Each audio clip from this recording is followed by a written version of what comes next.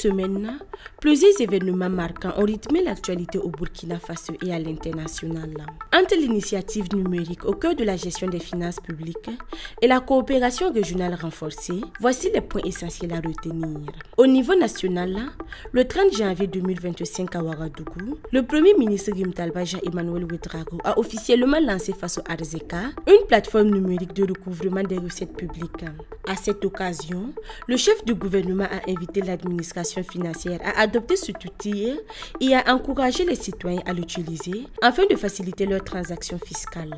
Par ailleurs, ce même jour, la capitale a célébré la réouverture du marché Sankareare qui a été reconstruit après avoir été ravagé par un incendie en 2023.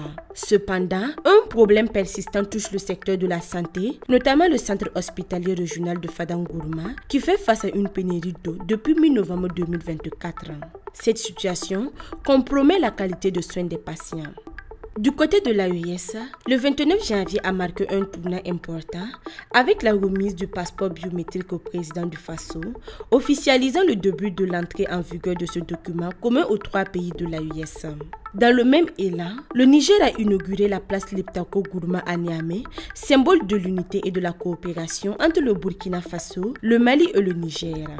De plus, la Coordination nationale des associations de veille citoyenne CNAVC a organisé le 28 janvier une mobilisation à Ouagadougou pour célébrer le premier anniversaire du retrait du Mali, du Burkina et du Niger de la CEDEAO, tout en marquant la renaissance de ces nations au sein de la Confédération des États du Sahel.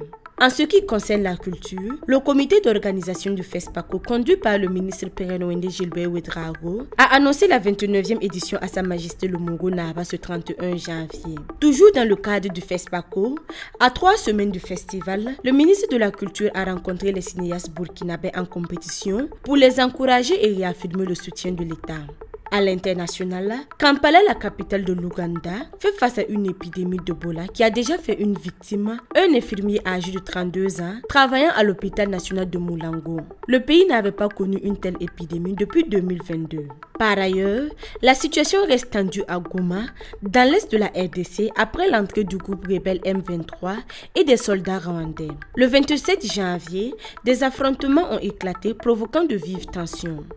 Ainsi, à la croisée de ces événements entre avancées sociales, défis de gouvernance et tensions internationales, le monde continue de se transformer, souvent dans l'urgence et la résilience. L'avenir semble se dessiner dans une dynamique de coopération régionale renforcée et de réponse à des crises sanitaires persistantes.